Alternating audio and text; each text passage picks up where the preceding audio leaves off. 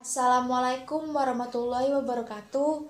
Saya Herani Syabila dari kelas 92 ingin menceritakan kisah perjuangan Cut Nyak-Dien melawan para penjajah Belanda. Cut Nyak-Dien adalah salah satu pahlawan wanita Indonesia yang gigih dalam memperjuangkan kemerdekaan Indonesia.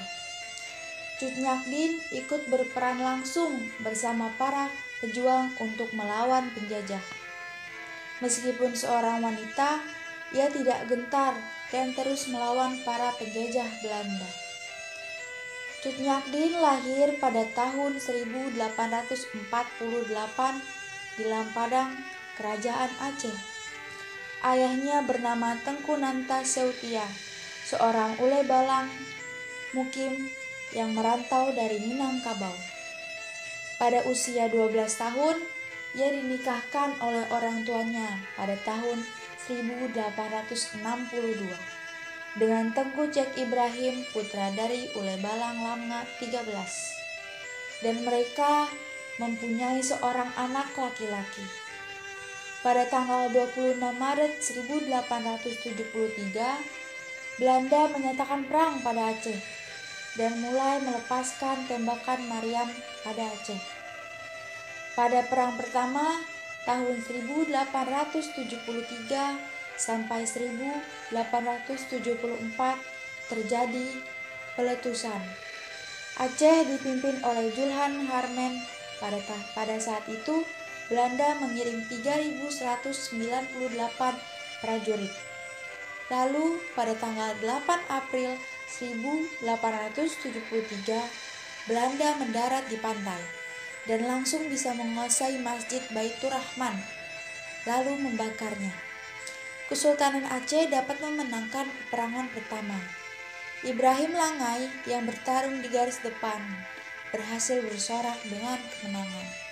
Sementara Kohler tertembak tewas pada April 1873. Pada tahun 1874 sampai 1880 di bawah pimpinan Jenderal Jan van Swieten. Sedangkan Keraton Sultan jatuh pada tahun 1874.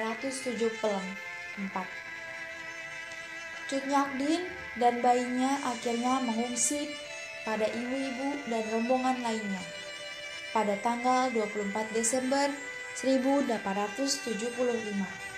Suaminya bertempur untuk merebut kembali daerah Nam Mukim. Ketika Ibrahim Langa bertempur di Blitar, ia tewas pada tanggal 29 Juni 1878. Hal ini pun membuat Cut Nyak-Dien sangat marah dan bersumpah akan menghancurkan Belanda.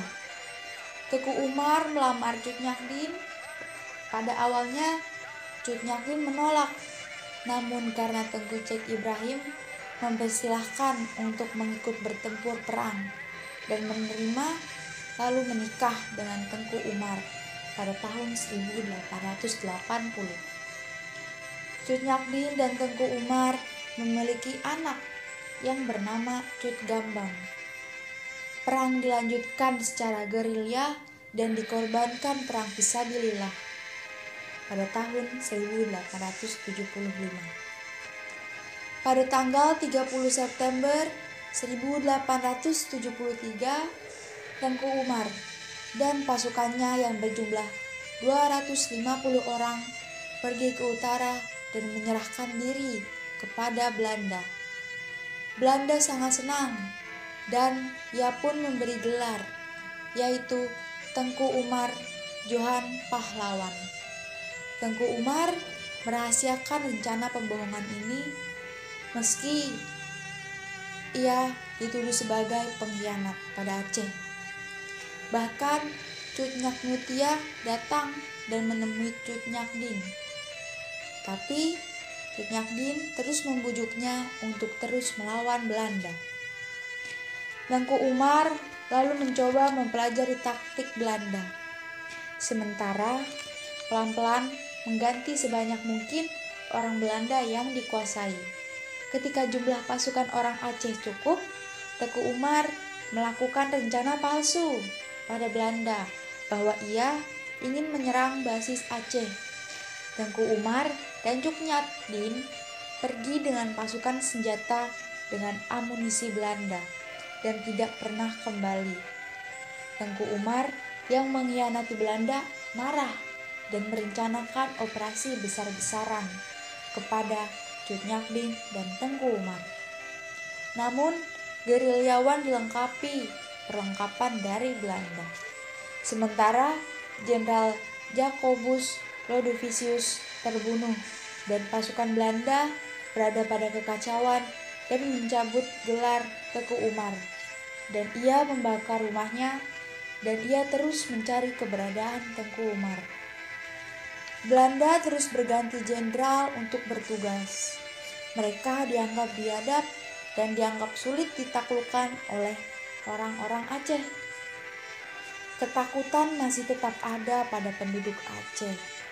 Jenderal Johannes Benedictus van Heijst memanfaatkan kekuatan ini dan mulai menyewa penduduk Aceh untuk mematai siasat Aceh. Dan Jenderal Belanda pun dapat mengetahui siasat Tengku Umar. Pada tanggal 11 Februari 1899, akhirnya Tengku Umar gugur tertembak peluru. Ketika anaknya Cut Gambang menangiskan kematian ayahnya, ibunya, Cuk Nyaddin, menampar anaknya lalu memeluknya, sambil ia mengatakan bahwa sebagai perempuan Aceh, kita tidak boleh menumpahkan air mata. Cuk Nyaddin lalu memimpin perlawanan Belanda bersama pasukan kecilnya. Pasukan ini terus bertempur sampai pada kehancuran pada tahun 1901. Karena tentara Belanda sudah bisa berperang di daerah Aceh, Cuk Nyaddin sudah semakin tua dan matanya pun sudah mulai rabun dan ia terkena penyakit encok. Lama-kelamaan pun pasukannya semakin berkurang. Hal ini juga kesulitan makanan. Anak buah Cuk Nyaddin yang bernama Panglot melaporkan kepada Belanda tempat markasnya. Dan akhirnya pun Belanda menyerang markas Cuk Nyaddin. Cuk Nyaddin tetap berusaha melawan Belanda. Cuk Nyaddin berhasil ditangkap oleh Belanda. Dan anaknya Cuk Gambang berhasil kabur ke hutan dan meneruskan perlawanannya yang sudah dilakukan ayah dan ibunya. Setelah ditangkap, Cuk Nyaddin dibawa ke Banda Aceh dan dirawat di situ hingga sembuh. Namun, Cuk Nyaddin dibuang ke Sumedang, Jawa Barat, karena Belanda takut akan kehadiran Cuk Nyaddin. Ia dibawa ke Sumedang bersama politik Aceh dan menarik perhatian Suryatma Jawa. Pada tanggal 6 November tahun 1908, Cuk Nyaddin meninggal dan makamnya baru ditemukan pada tahun 1959.